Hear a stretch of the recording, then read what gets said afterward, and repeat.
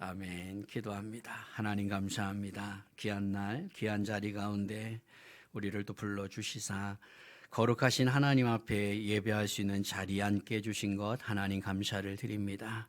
이 시간도 영과 진리를 다하여 우리 하나님 앞에 예배하오매 하나님 우리 예배를 받아주시고 또 이 예배를 통하여 우리 하나님께 힘을 얻게 해주시고 하나님이 주신 그 힘을 가지고 내게 주신 한 주간의 삶도 믿음으로 신앙으로 이겨낼 수 있는 승리할 수 있는 우리의 모습이 되어질 수 있도록 하나님 인도하여 주시옵소서.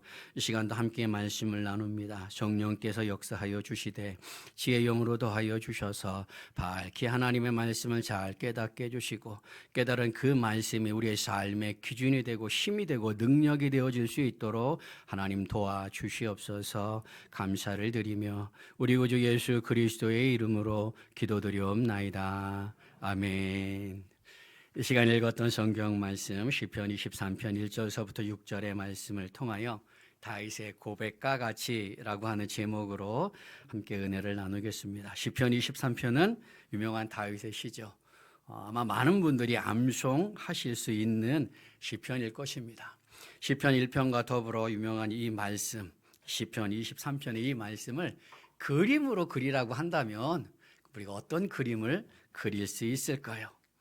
아마 많은 분들이 푸른 풀밭에 옆에 잔잔한 물가로 흐르고 그 푸른 물밭에 많은 양떼가 있고 목자가 그 양떼 앞에서 어린 양을 안고 있고 미소 짓고 있는 아마 그런 그림일 것입니다. 기독교 백화점에 가면 송아들이 배경으로 한 그림들이 대부분이 다 그런 그림들이다라고 하는 거죠. 이러한 시편 23편의 이 찬양은 하나님을 찬양하는 것과 더불어 다윗의 신앙 고백이 담겨 있다라는 거예요. 신학에 유명한 신앙 고백이 있다라고 한다면 누구의 고백이겠어요? 베드로의 고백일 것입니다. 마태복음 16장 16절의 말씀, 주는 그리스도시요 살아계신 하나님의 아들입니다라고 하는 베드로의 그 멋진 신앙 고백이 신약에 있다면 구약에는 여호와는 나의 목자시니 내게 부족함이 없으리로다라고 하는 다윗의 신앙 고백이 있다라고 해도 과언은 아니라는 거죠. 베드로는 그렇게 고백했어요. 다윗은 이렇게 고백했어요. 나의 신앙 고백은 뭐예요? 나는 하나님 앞에 뭐라고 고백을 해요? 하나님을 어떤 분으로 나는 고백을 하고 있는지요? 우리가 어떤 신앙 고백을 하느냐에 따라서 어떤 믿음으로 사느냐라고 하는 그 사람의 삶의 모습이 드러난다는 거예요. 지금까지 신앙생활 해오시면서 하나님을 많이 경험하셨을 거예요. 내가 내 말로 신앙 고백을 한다면 뭐라고 고백하실 수 있겠습니까? 오늘 저녁에 집에 돌아가셔서 한번 깊이 생각을 해보십시오. 나는 하나님께 뭐라고 신앙 고백을 할 수 있을까? 우리의 삶이 언제나 푸른 풀밭에 있다면, 우리의 삶이 언제나 쉴만한 물가와 같다면 아마 우리도 다윗처럼 여호와는 나의 목자시니 내게 부족함이 없으리로다라고 찬양하고 고백할 수 있을 것입니다. 그런데 시편 23편과 같은 다윗의 이 고백의 찬양은 다윗의 삶 속에서 모든 일이 잘 되고 모든 일이 순조롭게 풀려나가고 한마디로 형통한 삶 가운데 속에서 고백한 찬양이 아니라는 거예요. 시편 23편에 대한 배경은 여러 가지 견해가 있습니다. 책도 읽어보고 책도 찾아보고 인터넷도 제가 많이 찾아봤는데 이 배경에 대해서는 참 여러 가지 다양한 견해들이 있습니다. 근데 공통적인 게 뭐냐면 다윗의 노년에 드려진 고백의 찬양이라는 거예요. 젊었을 때가 아니라 노년 때 드려진 고백의 찬양이고 더불어 시편 23편과 같은 이러한 찬양의 고백을 드릴 수 있었던 때의 다윗의 삶은 그의 삶 가운데 가장 힘들고 어렵고 때로는 비참함 속에 있은 상태 속에서 하나님 앞에 이런 고백의 찬양을 드렸다는 거죠. 그 배경 중에 하나가 뭐냐? 다윗의 아들 중에 압살롬이라고 하는 아들이 있습니다. 이 압살롬이 자기 이복형 암논을 죽이고 자신을 추종하는 무리와 함께 아버지를 쫓아내고 스스로 왕이 되겠다라고 하는 쿠데타를 일으킵니다. 반란을 일으킵니다. 그래서 왕궁까지 쳐들어오는 거예요. 다윗은 그 압살롬의 그 칼날을 피하여 도망치면서 불렀던 찬양이 시편 23편이라는 거예요. 생각해 보세요. 내가 사랑하는 아들, 내가 힘들게 그동안 키우고 양육하고 이만큼까지 해놨는데 그놈이 나를 배신해. 아버지 것을 다 뺏으려고 덤벼들어요. 아니 심지어 아버지한테 욕하며 나에게 대든다면 우리 심정이 어떻겠어요?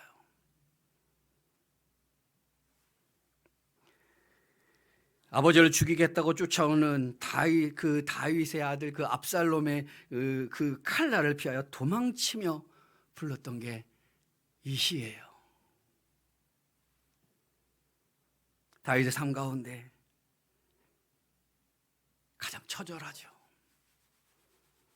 수치스럽죠. 절망적이고 비참하고 가슴이 찢어지듯 아픈 상처예요. 근데 그 속에서 시편 23편과 같은 고백의 찬양을 하나님께 드렸다는 거죠. 이런 배경 속에서 시편 23편을 나중에 한번 다시 읽어보세요. 그럼 좀 색다르게 느껴지실 것입니다. 시편 23편에서 다윗의 그 고백의 핵심이 무엇입니까? 본문 1절이죠. 여호와는 나의 목자시니 내게 부족함이 없으리로다. 아들의 칼날을 피하여 도망치잖아요. 마음속으로 처참할 거예요. 비참할 거예요. 어쩌면 억울할 거예요. 그런데 그 순간 속에 다윗이 떠오른 게 누구예요? 떠올린 게 누구예요? 하나님이에요. 근데 하나님한테 원망하는 게 아니에요. 뭐라고 해요? 여호와는 나의 목자시니 내가 부족함이 없으리로다. 하나님을 목자로 고백하고 있다는 거예요. 유대인에게 목자의 개념은 뭐냐? 보호자요, 책임자요, 인도자요, 공급자라는 거예요. 그래서 다윗은 목자가 되신 여호와께서 어떻게 보호해 주시고 어떻게 인도해 주시고 어떻게 공급해 주시고 어떻게 책임져 주시는가를 2절부터 고백합니다. 2절에 푸른 풀밭에 누이시고 실 많은 물가로 인도해 주시고 3절에 영혼을 소생시키시고 의의 길로 인도해 주시고 4절에 가면 어디를 가든 주께서 나와 함께 해 주시고 주의 지팡이와 막대기로 보호해 주시고 그리고 5절에 가면 원수의 목전에서 상을 차려 주신다라고 고백하고 있다는 거예요. 어쩌면 우리에게 필요한 거 이런 거 아니겠습니까?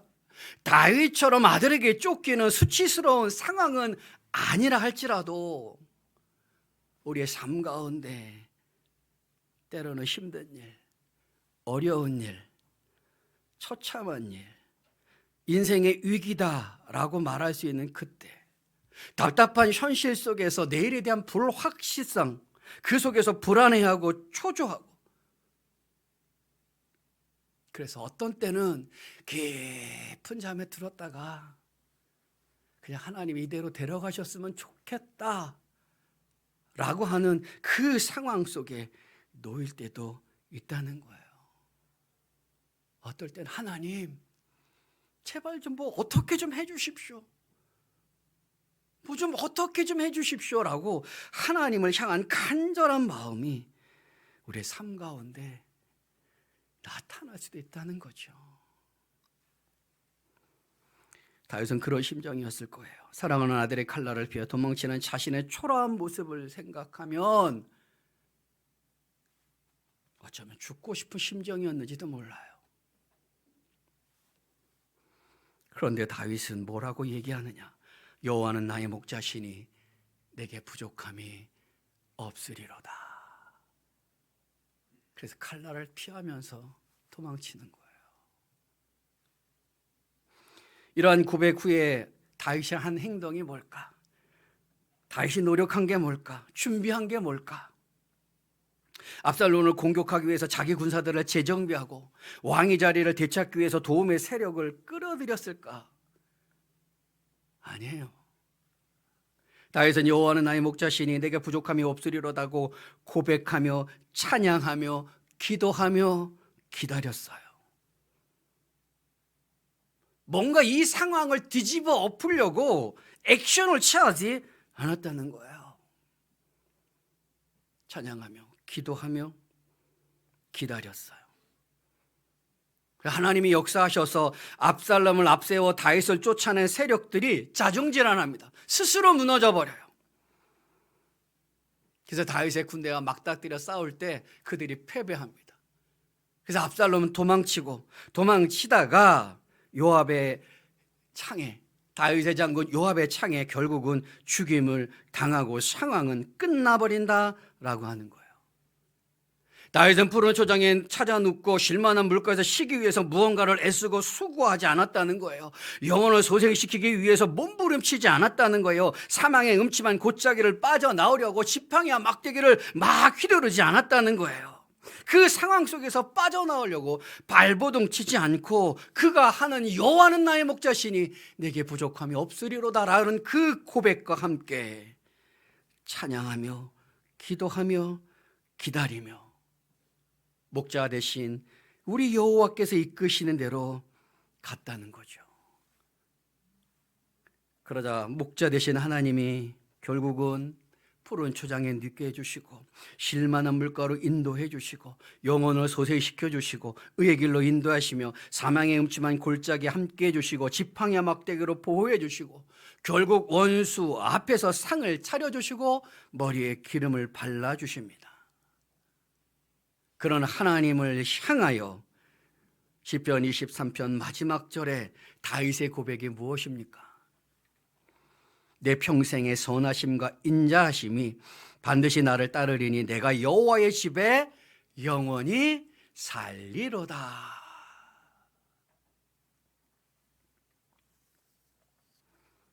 이게 우리가 바라는 신앙의 모습 아닙니까? 시편 23편과 같은 이런 고백과 같은 다윗의 삶, 이게 우리가 바라는 거잖아요. 어떠한 상황 속에서도, 어떠한 절망 속에서, 어떠한 수치함 속에서도, 어떠한 답답한 상황 속에서도 다윗이 그랬던 것처럼 여호와는 나의 목자시니 내가 부족함이 없으리로다 라고 하며 하나님의 역사하심을 기다리며 기대하며 주께서 인도하시는 대로 따라가는 것, 그게 우리가 바라는 믿음의 모습이잖아요. 다윗의 이러한 신앙 고백과 그의 신앙의 모습은 하루아침에 된 건 아니에요. 그가 이렇게 고백할 수 있었던 이유가 뭘까? 시편 23편과 같은 그 상황 속에서 그렇게 고백할 수 있었던 이유가 뭘까? 그건 그의 삶 속에서 읽어낼 수 있습니다. 다윗의 삶 가운데 여러 가지 일들이 있지만 크게 세 가지 부분으로 보려고 합니다. 다윗의 삶의 모습은 하나님을 늘 찬송하는 삶이었어요. 시편이 몇 편으로 되어 있습니까? 150편이에요. 그 150편 중에서 73편, 한 반 정도 되는 그 시가 누구의 시냐면 다윗의 시예요. 150편 중에서 절반 정도인 73편의 그 시가 다윗의 시라는 거죠. 다윗은 이런 찬양하는 삶을 살았어요. 그의 찬양이 얼마나 영감이 있고 능력이 있는지 사무엘상 16장에 보면은 악기가 사울을 괴롭힐 때에 그가 연주함으로 그 악기가 떠나가고 사울이 상쾌하게 되었다라고 하는 말씀이 있다라는 거죠. 다윗이 시편 23편과 같은 고백의 찬양을 할 수 있었던 이유는 다윗의 삶은 하나님을 찬송하고 찬양하는 삶이었다는 거예요. 세상에는 많은 노래가 있죠. 저도 좋아해요. 그 노래들은 때로는 즐거움을 줍니다. 마음의 즐거움도 주고요. 때로는 위로도 줘요. 유행가가 때로는 나한테 위로도 줘요. 때로는 감정을 자극해서 눈물을 흘리게도 해요. 하지만 그런 세상 노래에는 뭐가 없어요? 하나님이 없어요. 하나님이 계시지 않아요. 그래서 하나님을 생각나게 하지 않아요. 유명한 BTS의 노래를 들으시면서 하나님을 생각하신 분 계시나요? 전 가사도 무슨 못 알아들어요. 그들의 노래할 때 가사도 잘 못 알아. 젊은 사람들은 다 알았는데 저는 못 알아듣는데 그 노래를 들으면서 하나님을 생각하는 사람 있나요? 없어요. 세상 노래에는 영적인 능력이 없어요. 위로 줄 수 있어요. 내 감정을 자극할 수 있어요. 즐거움을 줄 수 있어요. 그러나 하나님을 생각나게 하지는 않아요. 창세기 4장에 가면 하나님을 조롱하는 라멕이라고 하는 사람이 있습니다. 그 하나님을 조롱하는 라멕의 아들 중에 유발이라고 하는 아들이 수금과 퉁수를 잡는 모든 자의 조상이다라고 성경은 말씀합니다. 수금과 퉁수를 잡는다라고 하는 것은 음악을 했다는 거예요. 노래를 했다는 거예요. 그래서 유발은 사람들의 길을 즐겁게 합니다. 그러나 거기에도 뭐가 없어요? 하나님은 없어요. 거기에는 하나님이 계시지 않았어요. 결국 노아 시대에 가면 숨 쉬는 고기 덩어리 같은 육신이 되는 그 일. 노아 시대 때 사람들을 성경은 뭐라고 표현하느냐? 육신이 되었다라고 얘기합니다. 육신이 되었다라고 하는 그 말을 좀 막 표현한다면 숨 쉬는 고기 덩어리라는 거예요. 그렇게 사람들을 숨 쉬는 고기 덩어리 같은 육신이 되게 하는 곳에 일조한 게 뭐냐? 유발의 음악과 노래라는 거예요. 하나님이 없는 음악과 노래를 통하여서 사람들을 육신이 되게 만드는 그런 모습을 보여준다는 거죠. 거기에 일조했다는 거예요. 그런 세상의 노래 속에서 다윗은 하나님을 찬양하고 찬송하는 삶을 살았기에 시편 23편과 같은 고백을 할 수 있었다는 겁니다. 이사야서 43장 21절에 가면 이런 말씀이 있어요. 이 백성은 내가 나를 위하여 지었나니 나를 찬송하게 하려 함이라. 하나님께서 인간을 창조하신 목적 중에 하나가 뭐냐? 나를 찬송하게 하기 위함이다 라고 말씀한다는 거예요. 다윗은 그 창조 목적에 맞는 찬양하는 삶을 살았다는 거예요. 그러면 하나님을 찬송하고 찬양하는 삶이라는 게 뭐예요? 맨날 찬송가만 부르면 돼요? 세상의 노래는 귀맞고 찬송가만 부르거나 CCM만 들으면 그게 하나님을 찬송하고 찬양하는 삶이에요? 물론 그렇게 말할 수 있어요. 그러나 다윗이 부른 그 73편의 시를 보면 그 속에 담겨져 있는 게 있어요. 뭐가 담겨 있어요?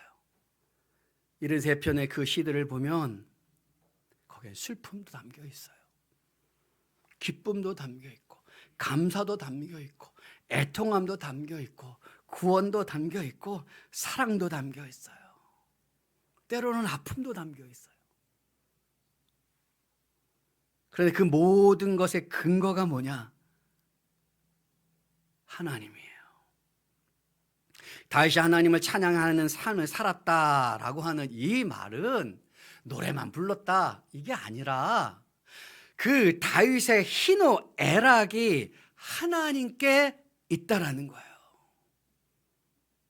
희노애락이 뭐예요? 기쁨과 분냄과 즐거움과 이런 거잖아요.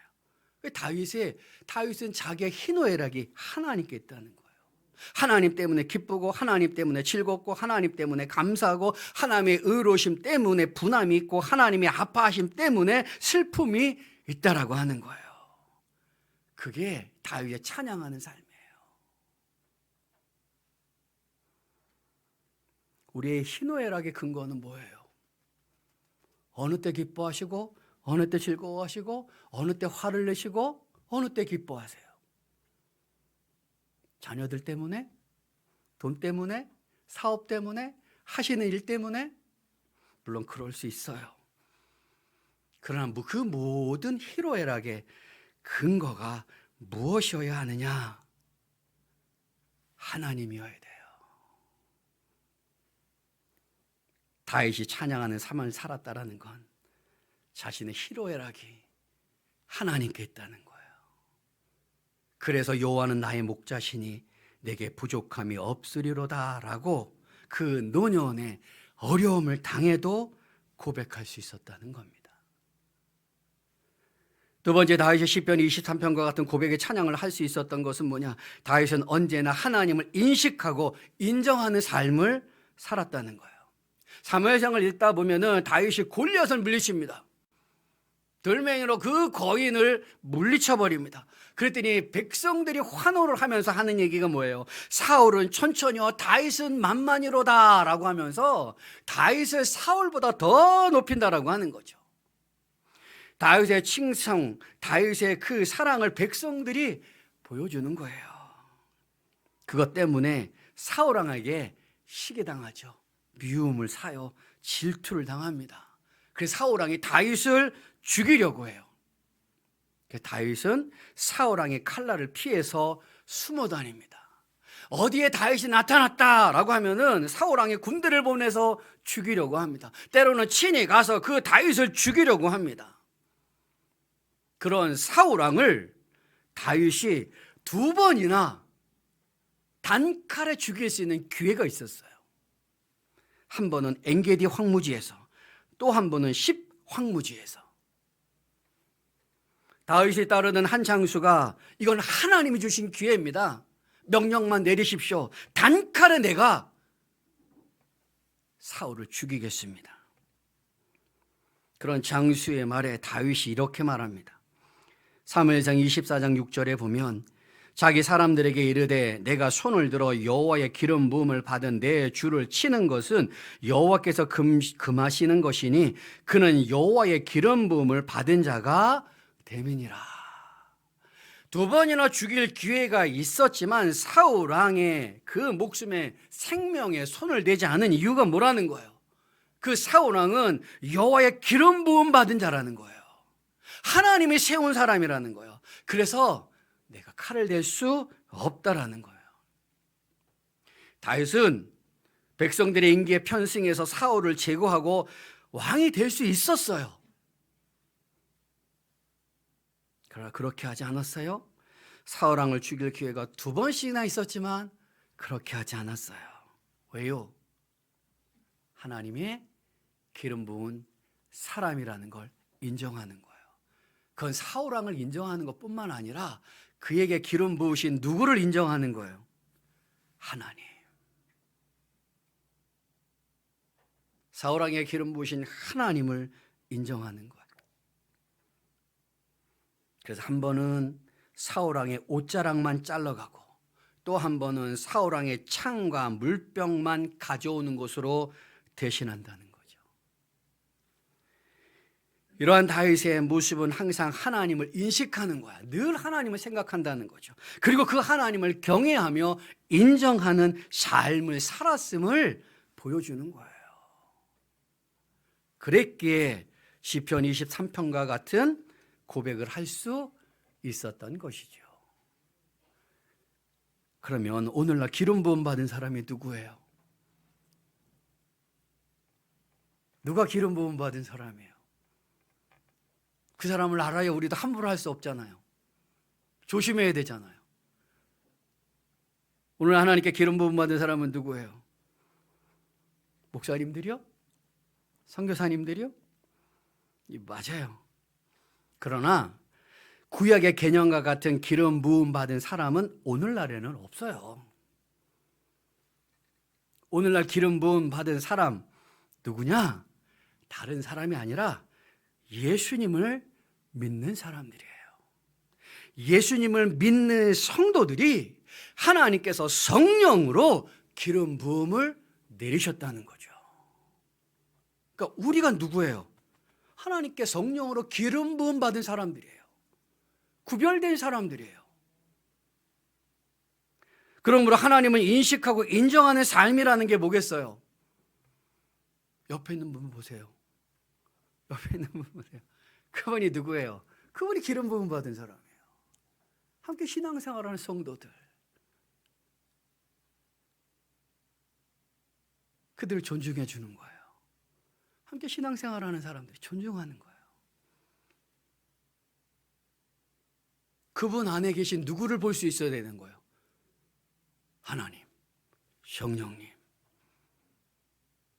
그래서 그분을 존중해 주는 게 하나님을 인식하고 인정하는 삶이에요. 하나님을 어디서 봐요? 그 사람 속에 있잖아요. 함께 신앙생활한 성도들 속에 있잖아요.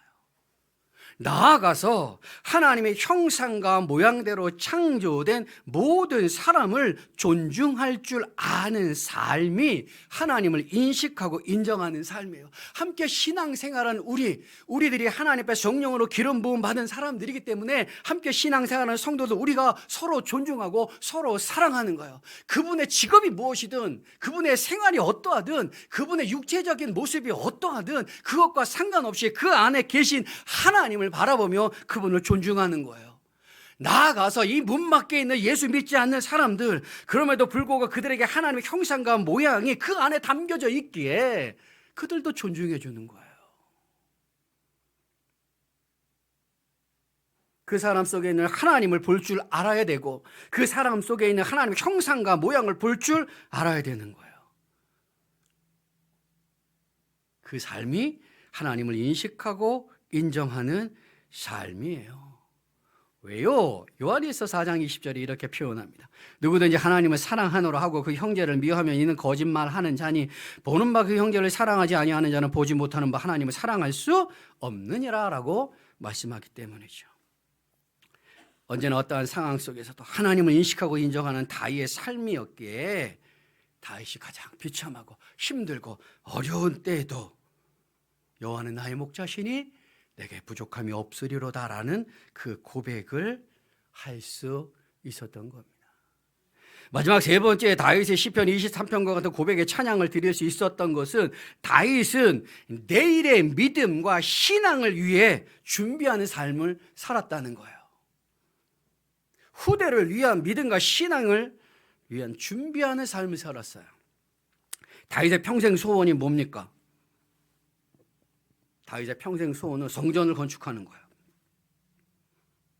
성전 건축이 그의 평생 소원입니다. 근데 하나님이 거절해. 넌 안 돼! 라고 거절하십니다. 왜요? 전쟁으로 인해서 그 손에 피해가 많이 묻었기 때문이에요. 대신에 내 아들 솔로몬에게 그 성전을 건축할 기회를 하나님이 주시죠. 하나님의 거절하심에 다윗은 낙심하지 않았습니다. 대신 자기 아들 솔로몬이 성전을 건축할 때 잘 건축할 수 있도록 멋있게 건축할 수 있도록 최선을 다해서 준비한다는 거죠. 역대상 22장 5절에 보면 이렇게 표현합니다. 다윗이 이르되 내 아들 솔로몬은 어리고 미숙하고 여호와를 위하여 건축할 성전은 극히 웅장하여 만국의 명성과 영광이 있게 하여야 할지라. 그러므로 내가 이제 그것을 위하여 준비하리라 하고 다윗이 죽기 전에 많이 준비하였더라. 얼마나 준비했을까? 역대상 22장 14절서부터 16절에 잘 보여줍니다. 내가 환난 중에 여호와의 성전을 위하여 금 10만 달란트와 은 100만 달란트와 녹과 철을 그 무게를 달 수 없을 만큼 심히 많이 준비하였고 또 제목과 돌을 준비하였으나 너는 더할 것이요 또 장인이 내게 많이 있나니 곧 속수와 목수와 온갖 일에 익숙한 모든 사람이니라. 금과 은과 녹과 철이 무수하니 너는 얼마나 일어나 일하라. 여호와께서 너와 함께 계실지로다 하니라. 금 10만 달란트를 준비했대요. 금 10만 달란트를 오늘날 가치로 환산해 보니까 약 120조가 넘어요. 엄청난 거죠. 거기에 은 100만 달란트와 무게를 달 수 없을 정도의 녹과 철과 제목과 돌과 나무들을 준비해요. 언제? 환난 중에. 환난 중이라는 게 뭐예요? 그게 어려움이잖아요. 다윗의 인생은 전쟁의 연속이었어요. 그로 인해 손에 피를 묻혀야만 했습니다. 그것 때문에 하나님의 성전 건축을 거절하십니다. 한마디로 다윗의 삶의 모습은 어려움과 환난의 연속입니다. 제대로 먹고 마시고 눕고 잘 만한 때가 많지 않았다는 거예요. 그럼에도 그의 인생 가운데 그 환난 속에서도 그가 준비한 게 뭐예요? 성령 건축을 위하여 많은 것을 준비했대요. 왜요? 그 어려운 가운데 왜 이렇게 힘들게 어렵게 성전 건축을 위해서 준비했을까? 솔로몬만을 위한 건 아니에요. 다윗이 환난 중에 이런 것을 준비한 것은 내일의 믿음과 신앙을 위하여 준비한 거예요. 자기 이후의 모든 후대를 위한 준비라는 거예요. 자기뿐만 아니라 솔로몬뿐만 아니라 솔로몬 이후의 모든 후대들이 하나님을 경외하고 경배하며 살기를 바라는 마음으로 환난 중에도 성전 건축을 위한 준비를 했다는 거예요. 그런 삶을 살았기에 노년에 그는 시편 23편과 같은 고백의 찬양을 드릴 수 있었던 거죠. 오늘날은 구약과 같은 성전은 없어요. 뭐 솔로몬 성전, 스룹바벨 성전 같은 그런 성전은 없어요. 구약 성경에 등장하는 성전은 오늘날에는 없어요. 그러나 우리가 일반적으로 하나님이 구별하여 부르신 성도들이 모여서 예배하는 교회를 우리가 일반적으로 성전이라고 불러요. 왜요? 성도들이 모여서 예배하는 것이니까. 물론 성경은 성령이 내 안에 계시기 때문에 내 몸이 성전이다라고 말씀하시기도 하지만 그 성전된 우리가 모여서 예배하는 이곳도 우리가 일반적으로 성전이라고 부른다는 거죠. 아무리 자기의 신앙을 자랑한다 할지라도 교회 중심의 신앙이 아니면 모래 위에 세운 성과 같은 거예요. 교회 중심의 신앙, 교회 중심의 삶이라는 게 뭐겠어요? 그것은 나의 삶의 기준점이, 중거점이 어디에 있다는 거예요? 교회에 있다는 거예요. 그래서 교회에서 하는 일에 적극적으로 참석하고 공적 예배에 잘 참석하고 교회에서 하나님께 기도하고 교회에서 하나님의 말씀을 배우고 훈련받고 교회를 통하여 하나님께서 하실 그 일을 기대하며 기다리며 준비하며 행하는 거예요. 예전에 가르쳤던 청년들이 중에 결혼한 청년인데 이들이 연애할 때 제 했던 일 중에 하나가 뭐냐, 우리 둘이 사귀자라고 결심하고 결혼을 전제해서 이 두 젊은 남녀가 먼저 시작한 일이 뭐냐, 출근할 때 교회에 와서 기도하고 가는 거예요. 조금 한 30분 일찍 나와서 교회 와서 기도하고 같이 기도하고 출근해요. 퇴근하면 교회 와서 기도하고 집으로 가는 거예요.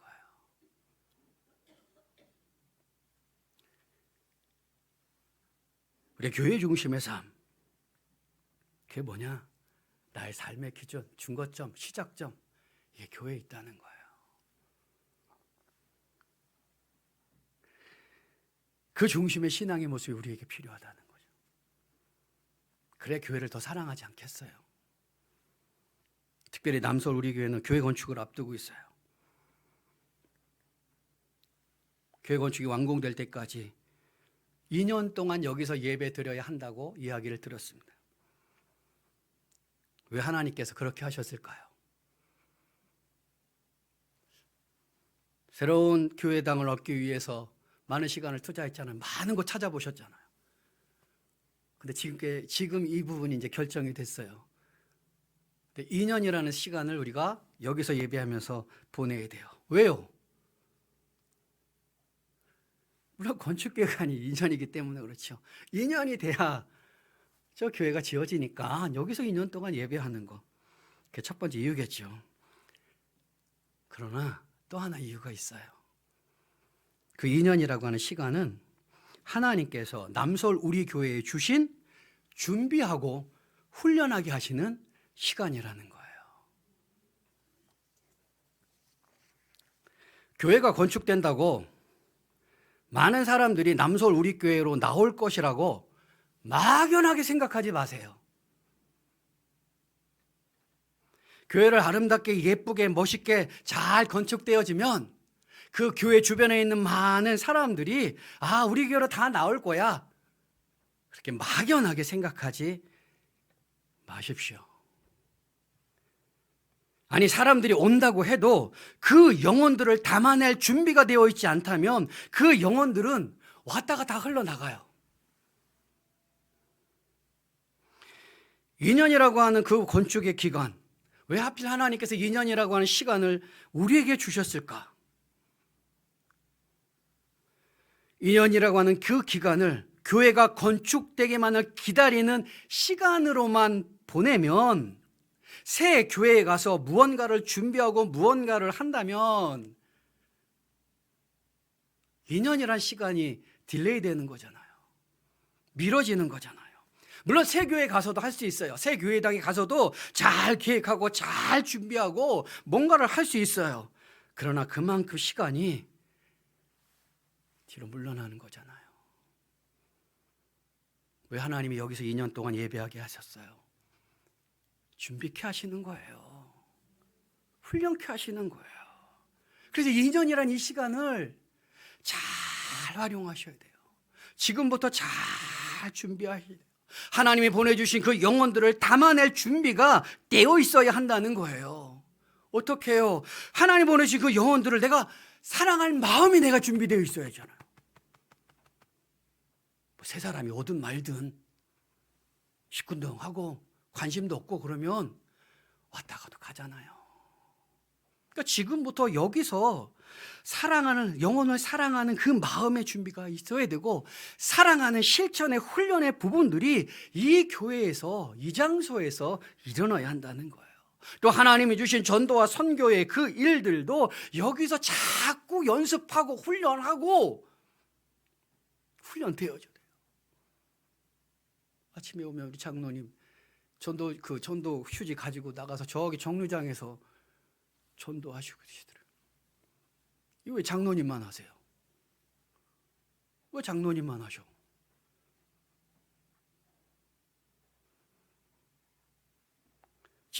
교회 지나가시다가 교회 근처로 가시면 들어오셔서 기도하시고 전도 휴지 가지고 나가셔서 많이 안 가져가셔도 돼요.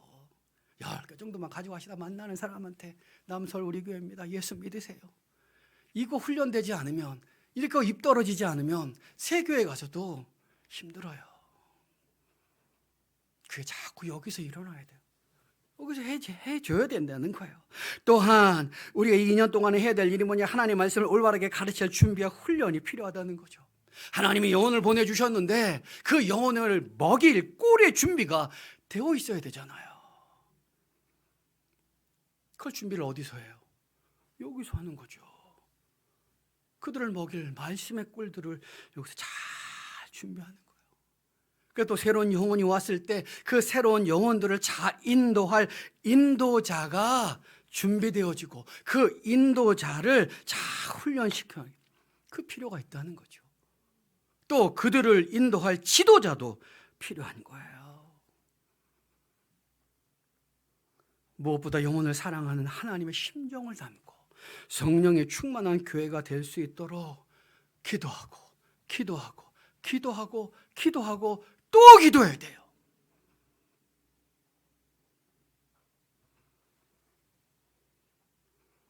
누가? 모든 성도들이 다 해야죠. 특별히 권사님들의 첫 번째 할 일이 뭐예요? 권사님들 첫 번째 할 일이 뭐예요? 기도하는 거예요. 기도.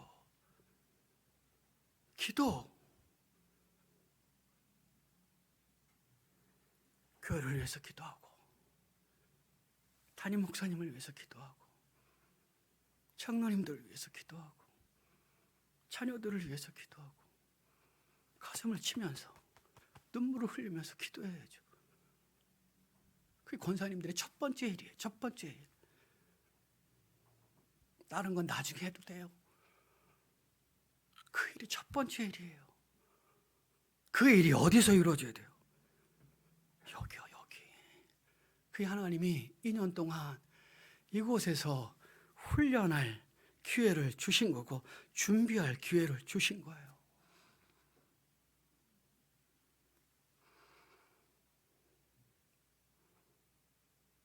앞으로 이 말은 고민을 많이 했습니다. 이 모습 이대로 10년 뒤의 교회를 생각해 보세요.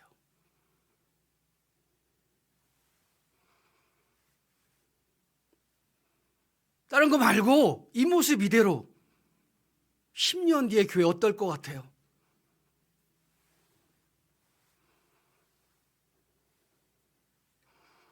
다윗은 내일을 위한 믿음과 신앙을 위한 준비를 했던 신앙을 가진 사람이에요. 남서울 우리 교회도 이 2년의 기간이 그런 준비가 필요하다는 거죠. 그래야 우리가 이 땅을 떠나서 천국에 간다 할지라도 우리의 자녀들이, 우리의 후손들이, 우리의 후대들이 남서울 우리 교회에서 하나님께 예배하고 하나님을 찬양하고 하나님을 경배하지 않겠느냐라는 거예요.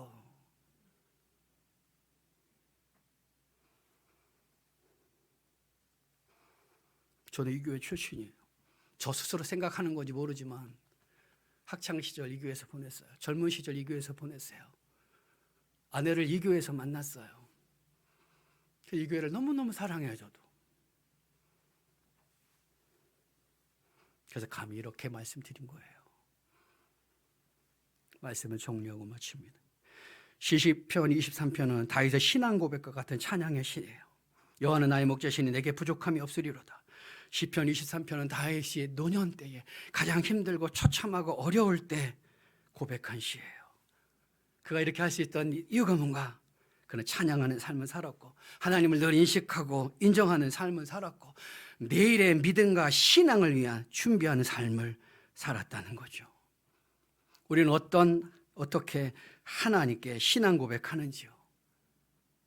우리 하나님이 많이 사랑하시는 남서울 우리 교회 모든 성도들이 다윗의 고백과 같이 하나님을 찬양하는 삶을 살고 하나님을 늘 인식하고 인정하는 삶을 살고 내일의 믿음과 신앙을 위해 준비하는 삶을 살아감으로 다윗의 위대한 신앙 고백과 같은 그러한 믿음의 삶을 살아내실 수 있기를 주님의 이름으로 축원드립니다. 아멘. 기도하겠습니다. 하나님 감사합니다. 어눌한 입술을 가지고 감히 또 하나님 말씀을 이렇게 전했습니다. 혹여 마음을 아프게 한 일이 있다면 주님 용서해 주시고 주님 덮어주시고 하나님이 사랑하는 남서울교회 모든 성도들이 교회를 더 많이 사랑하게 해주시고 목사님을 더 많이 사랑하게 해주시고 하나님이 주신 장로의 직분, 권사의 직분, 집사의 직분을 잘 감당해낼 수 있도록 하나님 인도하여 주시옵소서. 무엇보다 2년 동안 이곳에서 잘 훈련받고 잘 준비되어서 하나님께서 허락해 주신 새 예배당에서 더 큰 부흥의 역사를 보게 해주시고 더 큰 하나님의 그 역사하심과 복주심을 볼 수 있게 하나님 인도해 주시고 수많은 우리의 후대들이 우리의 자손들이 그 새 예배당을 통하여 하나님을 찬양하며 경배하며 하나님을 높이는 일들이 일어날 수 있도록 하나님 인도하여 주시옵소서.